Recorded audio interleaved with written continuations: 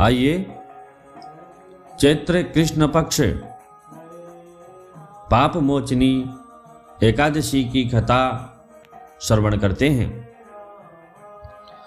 भविष्योत्तर पुराण में भगवान श्री कृष्ण और महाराज युधिष्ठिर के संवादों में पाप मोचनी एकादशी की कथा का वर्णन, व्रत का वर्णन आता है। एक बार युधिष्ठिर महाराज भगवान श्री कृष्ण को कहने लगे, हे केशव, हे माधव, हे त्रिपुरारी, आमल की एकादशी के वर्णन के पश्चात चैत्र मास के कृष्ण पक्ष में आने वाली पाप मोचनी एकादशी का कृपया वर्णन करें। तब श्री कृष्ण भगवान ने कहा, हे राजन, बहुत वर्ष पहले लोमश ऋषि ने राजा मानधाता को इस पाप मोचनी एकादशी की महिमा सुनाई थी। लोमश ऋषि थे, उन्होंने राजा मानधाता को इस पाप मोचनी एकादशी की जो कथा है, महिमा है, वो श्रवण कराई। इस एकादशी के पालन से मनुष्य सभी प्रकार के पापों से मुक्त हो जाता है और जीवन के अनेक प्रकार के बुरे अनुभव से मुक्त होकर अष्ट सिद्धि प्राप्त करता है। 8 प्रकार की सिद्धि पाप मोचनी एकादशी के पालन से, व्रत करने से एवं कथा श्रवण करने से प्राप्त हो जाती है।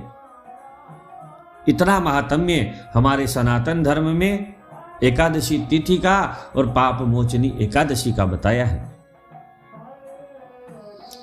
लोमश ऋषि ने कहा, बहुत पहले देवताओं का कोषाध्यक्ष कुबेर का अतिशय सुंदर चैत्ररथ नाम का एक मनोहर उपवन था, बगीचा था। विशेष करके पूरे वर्ष भर वसंत ऋतु के जैसा उस उपवन का वातावरण रहता था। इसलिए स्वर्ग कन्या, किन्नर, अप्सरा और गंधर्व हमेशा विहार के लिए वहां आते थे। विशेष करके देवेंद्र अर्थात स्वर्ग का राजा इंद्र और अन्य देवता भी वहां आकर आनंद और प्रेम का आदान प्रदान करते थे, प्रेम से रहते थे, प्रेम से वास करते थे। उसी उपवन में शिवजी के परम भक्त मेधावी नामक ऋषि तपस्या करते थे, जिनकी तपस्या अनेक प्रकार से भंग करने का प्रयत्न स्वर्ग की अप्सराएं करती थी। अर्थात मेधावी ऋषि का तप भंग हो जाए, ऐसा प्रयास स्वर्ग की अप्सराएं करती थी। मंजू घोषा अप्सरा ने उनका तपोभंग करने का निश्चय किया। मंजू घोषा नामक अप्सरा अपने इच्छा के अनुसार स्वरूप धारण करने वाली थी। वो विचार करती है कि मेधावी ऋषि का तप भंग किस प्रकार किया जावे। उसने ऋषि के आश्रम के समीप एक कुटिया बांधी और बहुत ही मधुर स्वर में गाना गाने लगी। उसी समय शिवजी का शत्रु कामदेव भी शिव भक्त मेधावी ऋषि को जीतने का प्रयत्न करने लगे। अर्थात कामदेव भी मेधावी ऋषि का तप भंग करने का प्रयत्न करने लगे। शिवजी ने कामदेव को एक बार भस्म किया था। उसी का प्रतिशोध लेने के लिए कामदेव ने ऋषि के शरीर में प्रवेश किया। शुभ्र उपवीत, शुभ्र जनेऊ, शुभ्र यज्ञोपवीत धारण किए वे मेधावी ऋषि चम्यन महर्षि के आश्रम में वास करते थे। कामदेव के शरीर में प्रवेश से मेधावी ऋषि भी कामदेव के समान ही सुंदर दिखाई देने लगे। उसी वक्त कामासक्त मंजू घोषा उनके सामने आई। काम वासना से आसक्त होकर मंजू घोषा ऋषि के सामने आती है। मेधावी ऋषि भी काम वासना से घायल हुए, आसक्त हुए। उन्हें शिव जी की उपासना का विस्मरण हुआ। जैसे ही काम वासना में मेधावी ऋषि आसक्त हुए, वैसे ही शिव जी की जो उपासना कर रहे थे, विस्मरण भगवान शिव जी की जो उपासना है, तप है, वो करना भूल गए और स्त्री संग में पूरी तरह मग्न रहने लगे। स्त्री संग में उन्हें दिन रात का भी विस्मरण हो गया, अर्थात इतने काम में आसक्त हुए कि दिन रात कब हो रहा है ये भी मेधावी ऋषि भूल गए। दिन रात भी विस्मरण हो गया। इस प्रकार अनेक वर्ष मेधावी ऋषि ने काम आसक्त होकर ही बिताए, काम क्रीड़ा ही में ही बिताए। उसके पश्चात मंजू गोसा ने जाना कि मेधावी ऋषि का पतन हो चुका है, मेधावी ऋषि का तप भंग हो चुका है और उसे स्वर्ग में लौट जाना चाहिए। इसलिए सनातन धर्मियों को कहता हूं कि एकादशी परम पवित्र तिथि होती है, इस दिन अन्न ग्रहण नहीं करना चाहिए। मेधावी ऋषि का पतन हो चुका है, इसलिए सनातन धर्मियों को कहता हूं कि सनातन धर्म के जो रीति रिवाज हैं उनका पालन करो। सनातन धर्मियों ने क्या किया? सनातन धर्म के नियमों का पालन नहीं किया, सनातन धर्म के रीति रिवाजों का पालन नहीं किया, सनातन धर्म की परंपराओं का पालन नहीं किया या नहीं करते हैं, तो सनातन धर्मियों का क्या हुआ?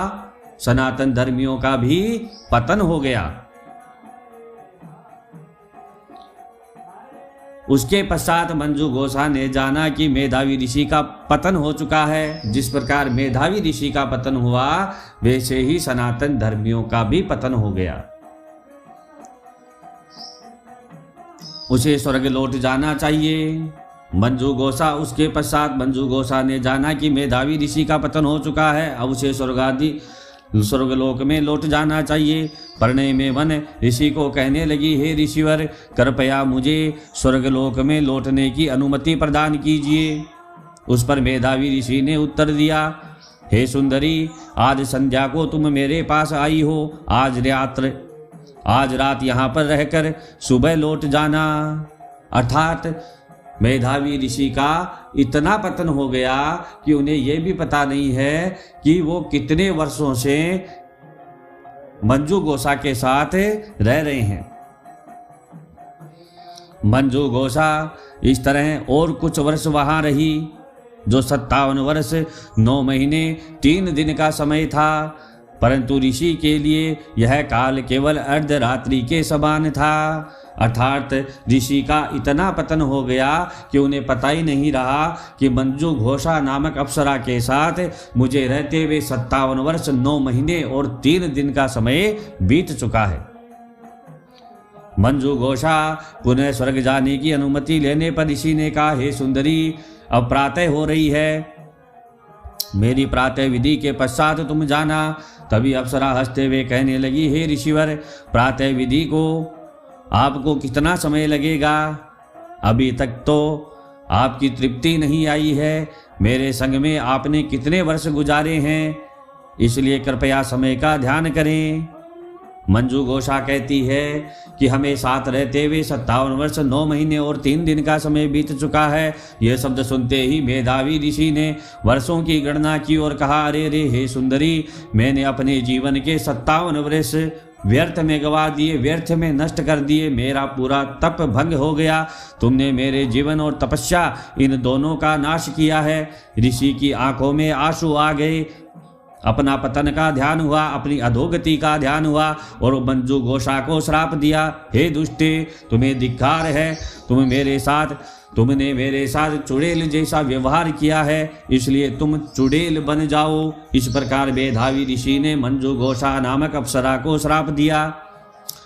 ऋषि से श्राप मिलने के बाद मंजू घोषा ने कहा, हे द्विजवर, हे ब्राह्मण, कृपया ये कठोर श्राप आप वापस लीजिए। आप बहुत समय हमारे साथ रहे, हे स्वामी, कृपया दया कीजिए। इस पर मेधावी ऋषि कहने लगे, हे देवी, मैं अब क्या करूं? तुमने मेरी तपोशक्ति का नाश किया है, तपोधन का नाश किया है, फिर भी मैं इस श्राप से मुक्त होने का उपाय बताता हूँ। चैत्र मास के कृष्ण पक्ष में जो पाप मोचनी एकादशी आती है, उस दिन इस एकादशी व्रत का कठोर पालन करने से इस पिशाच योनि से तुम्हें मुक्ति प्राप्त होगी। अर्थात चैत्र मास की कृष्ण पक्ष की जो पाप मोचनी एकादशी है, यह हर प्रकार के पापों का नाश करती है।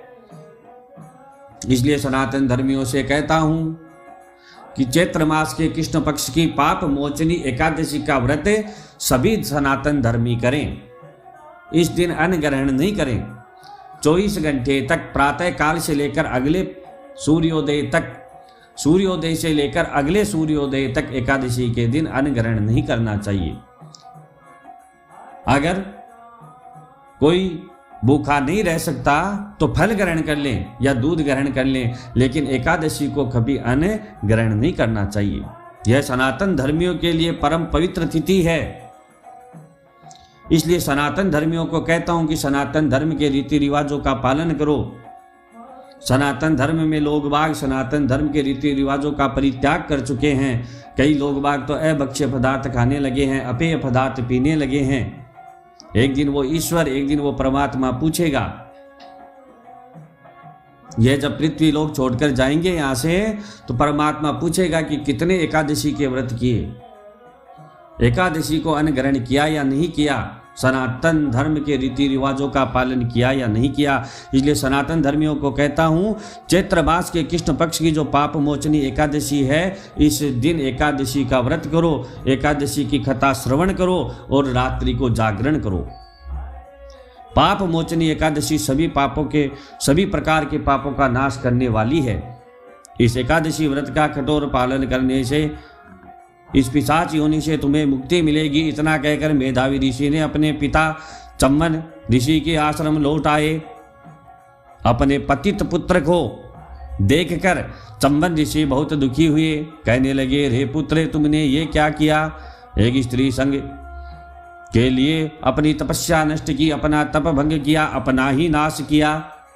उस पर मेधावी ऋषि कहने लगे कि मैंने दुर्भाग्य से एक अप्सरा का संग करके बहुत बड़ा पातक किया है, बहुत बड़ा पाप किया है। कृपा करके इस पाप का प्रायश्चित बताइए। पश्चाताप दग्ध पुत्र के शब्द सुनने के बाद चम्मन महर्षि ने कहा, चैत्र मास के कृष्ण पक्ष की पाप मोचनी नामक एकादशी के व्रत के पालन से तुम पाप मुक्त हो जाओगे।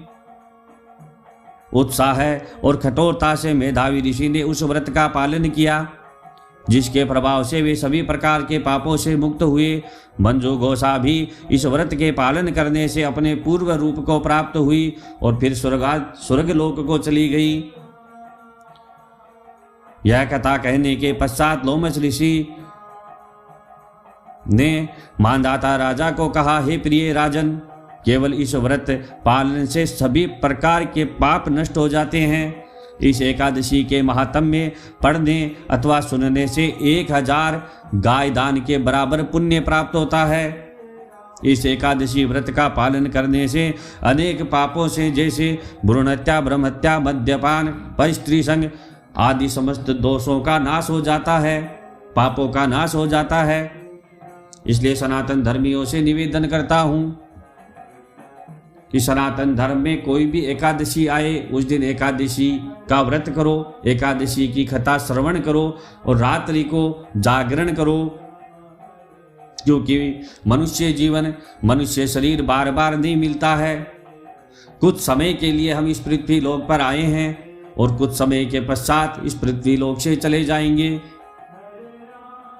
इसलिए इस मनुष्य शरीर से जितना व्रत हो सके, जितनी सेवा हो सके, जितना परोपकार हो सके, उतना इस मनुष्य शरीर से करना चाहिए।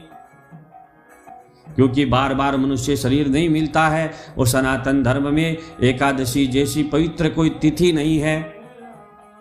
इसलिए आप सभी से निवेदन करता हूं कि आप सभी चैत्र मास की कृष्ण पक्ष की जो पाप मोचनी एकादशी है, इसका व्रत सभी करेंगे। भगवान ठाकुर जी से, भगवान विष्णु जी से, भगवान सच्चिदानंद जी से,